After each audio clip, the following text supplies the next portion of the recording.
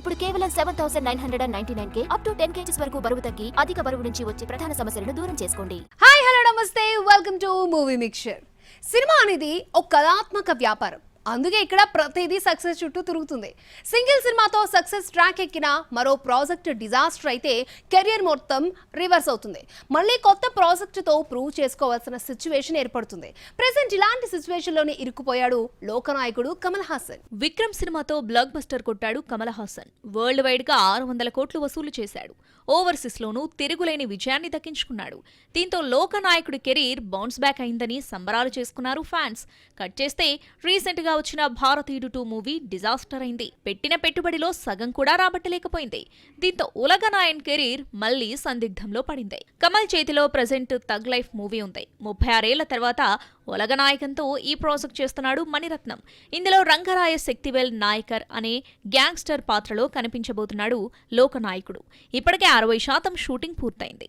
మరో 40 రోజుల్లో మిగిలిన పార్ట్ కంప్లీట్ చేసేలా టార్గెట్ పెట్టుకుంది యూనిట్. ఈ సినిమా రిజల్ట్ పైనే కమల్ కెరీర్ ఆధారపడి ఉంది. థగ్ లైఫ్ హిట్ అయితే లోకనాయకుడు కెరీర్లో మళ్లీ ఊపొస్తుంది. తగ్గిన మార్కెట్ మొత్తం సెట్ రైట్ అవుతుంది. ఏమాత్రం తేడా కొట్టినా విక్రమ్ సక్సెస్ గాలివాటమని తేలిపోతుంది. మరి టఫ్ సిచ్యువేషన్ ని కమల్ ఎలా ఓవర్కమ్ చేస్తాడో చూడాలి. బాలీవుడ్ ని బ్యాడ్ టైం బాధిస్తోంది. భారీ బడ్జెట్ తో తెరకెక్కిన సినిమాలన్నీ బాక్స్ ఆఫీస్ వద్ద బోల్తా కొడుతున్నాయి. కానీ at the same time different content తో తెరకెక్కిన చిన్న సినిమాలు మాత్రం మ్యాజిక్ చేస్తున్నాయి.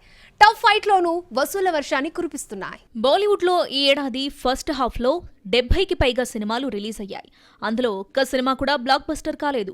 భారీ అంచనాలతో వచ్చిన ఫైటర్ మధ్యలో యూటర్న్ తీసుకుంటే యాక్షన్ కంటెంట్ తో వచ్చిన బడే మియా చోటే మియా, యోధా డిజాస్టర్ టాక్ సొంతం చేసుకున్నాయి. బయోపిక్స్ జానర్ లో వచ్చిన మైదాన్, శ్రీకాంత్ కూడా పాత సెంటిమెంట్ ని రిపీట్ చేయలేకపోయాయి. అయితే ఇలాంటి సిచ్యువేషన్ లో కూడా చిన్న సినిమాలు పెద్ద విజయం సాధించాయి. దీనికి best example Shaitaan. Ajay Devgn, Madhavan, Jyothika lead రోల్లో తెరకెక్కిన ఈ ప్రాజెక్ట్ మార్చి 8న ఆడియన్స్ ముందుకొచ్చింది. తొలివారంలోనే 100 కోట్ల మార్క్ ని క్రాస్ చేసింది. సినీ లవర్స్ కి ముచ్చమటలు పట్టించే హర్రర్ కంటెంట్ కావడంతో థియేటర్స్ కి క్యూ కట్టారు ఆడియన్స్. బాలీవుడ్ లో ఎలాంటి ప్రమోషన్స్ లేకుండా రిలీజ్ అయిన మరో మూవీ ముంజు. జూన్ 7న థియేటర్స్ లో దిగిన ఈ ప్రాజెక్ట్ ఫస్ట్ షోకే పాజిటివ్ టాక్ తెచ్చుకుంది. కల్కి లాంటి పెద్ద సినిమా గట్టి పోటీ ఇచ్చిన 17 రోజుల్లో 100 కోట్ల క్లబ్ లో చేరిపోయింది. ఇందులో పెద్ద పెద్ద స్టార్స్ ఎవరూ లేరు. డైరెక్టర్ కూడా పెద్దగా ఎవరికీ తెలియదు. కానీ కంటెంట్ ఆడియన్స్ ని థ్రిల్ చేయడంతో ముంజు సెంచరీ వసూళ్లు రాబట్టింది. ఓటీటీలో కూడా సత్తా చాటుతుంది. బీటౌన్ లో విమర్శకుల ప్రశంసలు అందుకున్న మరో చిన్న సినిమా లాపటా లేడీస్. కిరణ్ రావు డైరెక్ట్ చేసిన ఈ ప్రాజెక్ట్ మార్చి 1న థియేటర్స్ లో రిలీజ్ అయి సక్సెస్ టాక్ తెచ్చుకుంది. ఫ్యామిలీ డ్రామాగా తెరకెక్కిన ఈ సినిమా ఓటీటీలోనూ సత్తా చాటుతుంది. బంగ్లాదేశ్, పాకిస్తాన్ లాంటి దేశాల్లో లాపటా లేడీస్ ని ఎగబడి చూస్తున్నారు. స్క్రీన్ ప్లే, కామెడీ వెర్షన్ లో కిరణ్ రావు ఇచ్చిన ట్రీట్మెంట్ అన్ని వర్గాల ఆడియన్స్ కి బాగా కనెక్ట్ అయింది. అందుకే 4 కోట్ల బడ్జెట్ పెడితే 30 కోట్లు రాబట్టింది. మొత్తానికి బాలీవుడ్ లో పెద్ద స్టార్స్ సినిమాలు డిజాస్టర్ అవుతుంటే చడీ చప్పుడు లేకుండా వస్తున్న చిన్న సినిమాలు ఘన విజయం సాధిస్తున్నాయి. ఓ సినిమాకి కథ ఎంత ముఖ్యమో మ్యూజిక్ కూడా అంతే ఇంపార్టెంట్.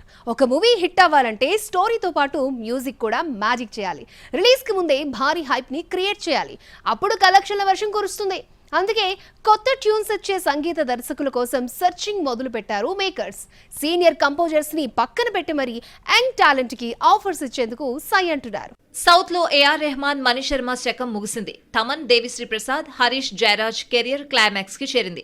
డిఫరెంట్ ట్యూన్స్ తో అట్రాక్ట్ చేసిన అనిరుద్ ట్రాక్ తప్పితే కేజీఎఫ్ తో మెప్పించిన రవి బసూర్ 1 మూవీ వండర్ గా మిగిలిపోయాడు. దీంతో కొత్త ట్యూన్స్ తో కిక్కిచ్చే మ్యూజిక్ డైరెక్టర్ కోసం సర్చింగ్ మొదలుపెట్టారు మేకర్స్.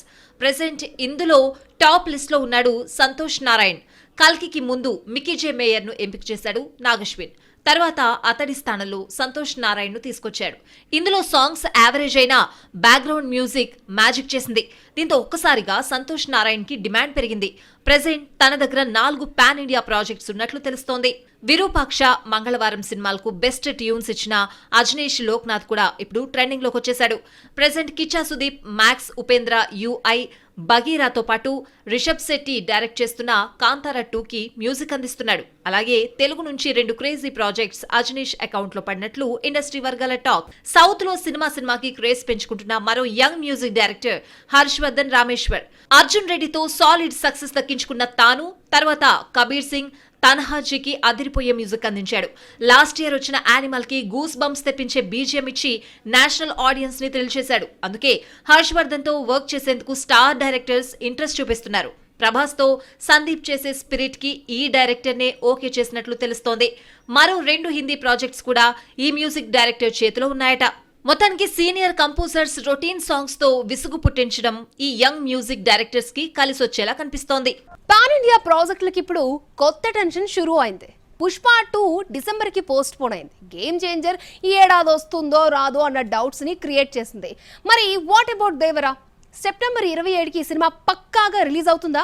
ఇండస్ట్రీ వర్గాలు వినిపిస్తున్న టాక్ ఏంటి? Just watch it. RRR తర్వాత ఎన్టీఆర్ నుంచి వస్తున్న మరో క్రేజీ ప్రాజెక్ట్ దేవర. సెప్టెంబర్ 27న పాన్ ఇండియా రేంజ్లో భారీ ఎత్తున రిలీజ్ కాబోతుంది. అంటే విడుదల ఆషామాషీ కాదు. ఈ ప్రాజెక్ట్తో తారక్ తన పాన్ ఇండియా మార్కెట్ని నిలబెట్టుకోవాలి. అది జరగాలంటే సరైన కంటెంట్ రావాలి, పాన్ ఇండియా పబ్లిసిటీ జరగాలి. కానీ ఇప్పటి వరకు ఓ పాట, చిన్న టీజర్ తప్ప మరేమీ విడుదల కాలేదు. కొరటాల చేతిలో 2 నెలలు మాత్రమే టైం ఉంది. దీన్ని ఎఫెక్టివ్గా వాడుకునే ప్రయత్నం చేస్తున్నట్లు ఎక్కడా కనిపించడం లేదు. దేవర షూటింగ్ ఎంతవరకు పూర్తయిందో అప్డేట్ లేదు. 2వ పాట ఎంతవరకు బయటకు రాలేదు.